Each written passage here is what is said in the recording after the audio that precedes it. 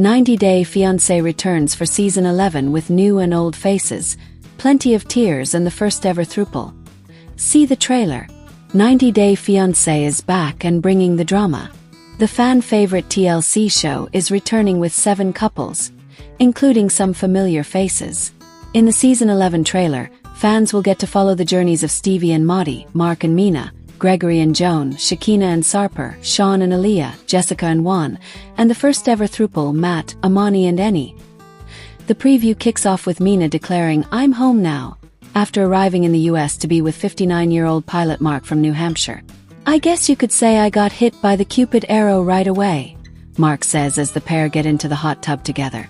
The trailer later reveals the two have a 2-year-old daughter together, and Mina, who is originally from Paris, France, had to leave behind her 9-year-old son from a previous relationship until he received his passport. "Part of me wonders if she had the baby to try to lock down my dad," Mark's daughter from his first wife, Jordan, says in the preview before Mina tells her, "I think you're a snake. You don't coming to my wedding." According to an official synopsis, Mina begins to question whether she should stay in America or return to France, as the two remain isolated in rural New Hampshire and without her son or a strong bond with Mark's family. Sarper and Shakina, whose tumultuous relationship has been documented on 90-Day Fiancé, the other way, appear in the trailer next, with Sarper jogging on the beach with his shirt off. "I believe everything is possible in America," he says before he and Shakina kiss on the sand. Sarper is from Turkey, where fans last saw Shakina move while Sarper waited for his visa. The pair went through ups and downs after Sarper struggled to leave behind his Playboy past. And this season will see him proving to Shakina whether they can truly build a foundation in America. Sarper must prove he can adapt to his new environment without falling back into his old reckless habits, reads a synopsis. Most importantly, he must win the approval of Shakina's family, and especially from her daughter, Sophie. If they don't approve, Shakina will send Sarper packing. Later in the trailer, things get rocky between Sarper and Shakina again. "You're just like a dictator," he tells her, to which she replies, "If it's too hard, then leave." Then Jessica is at the airport to pick up Juan, who came from Colombia to live with her, and the baby son they share in Wyoming. Fans previously saw them on 90-Day Fiancé, Love in Paradise, where they tested their relationship after meeting on a cruise. He is used to traveling the world, Jessica tells cameras in the preview. His life is changing to a 180, according to the synopsis. The couple face many challenges, from Juan's loyalty to Jessica, to Jessica's doubts about Juan's ability to adapt to a major role shift, from a carefree cruise ship bartender to full-time dad.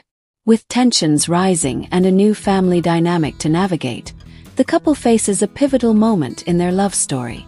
Juan later is shown seemingly making a confession of infidelity, saying, "I'm human," when asked if he slept with another woman. Another returning couple is Aaliyah and Sean, who reunite in Los Angeles after Aaliyah traveled from her hometown of Rio de Janeiro in Brazil. "It's a new life," Aaliyah says as she arrives in Beverly Hills. "It's like I'm just born today." Also featured on 90-Day Fiancé, Love in Paradise, the couple navigates several obstacles, like their 30-year age gap and the fact that Sean has kept their relationship a secret from his family and friends. The most difficult hurdle is Sean's internal struggle. He finds that Aaliyah, who is a trans woman, is evolving into a very different person than the one he first fell in love with as she continues to transition and explore surgical options, reads the synopsis. Now, Sean is faced with the most important question of all.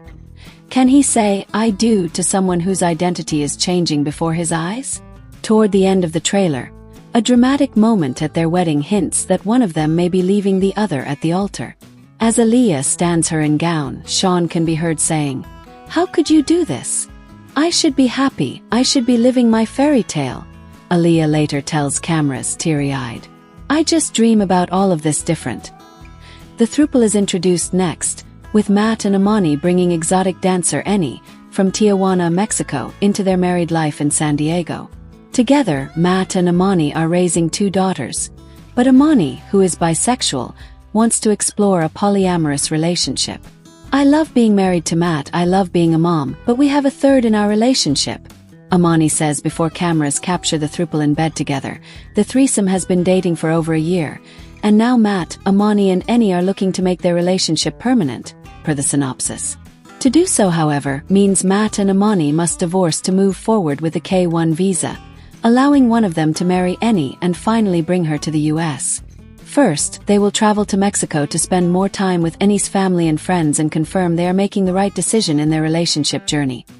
When Mahdi arrives in the US from Iran, he lives in Mississippi with Stevie, who he met through online English classes.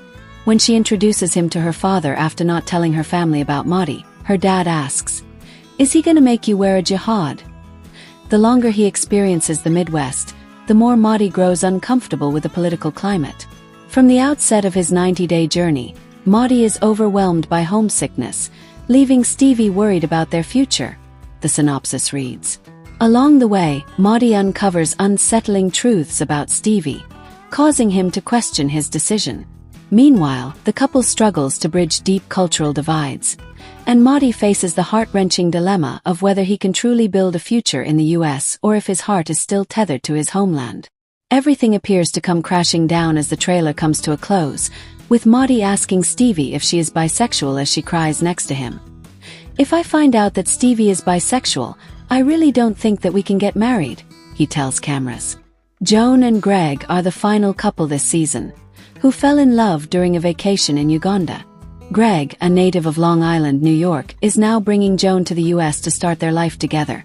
But things will quickly take a turn when she meets his overbearing mom. Joan, a highly educated NGO director, is deeply committed to her career and values stability and security, while Greg still lives with his overbearing mom and doesn't have a stable job. A synopsis reads, once in America and living under Greg's mom's roof, Joan begins to feel the strain on their relationship and realizes she needs more from the man she loves. Joan gives Greg an ultimatum: get a steady job or she's headed home. Greg needs to step up and meet Joan's expectations or risk losing the future they've dreamed of. The synopsis adds, 90 Day. Sarper refuses to curb his a-hole side after Shakina warns her daughter won't approve of their marriage. Exclusive. In People's exclusive look at the March 2nd episode of 90 Day Fiancé, the two reality stars prepare to move to the US, where Sarper will meet Shakina's daughter for the first time. As the couple finally prepares to take their relationship to the next level after Sarper received his K-1 visa, People's exclusive look at the March 2nd episode shows Shakina reminding him of her expectations. When she mentions the weight of her daughter's opinion of their relationship, Sarper seems to panic.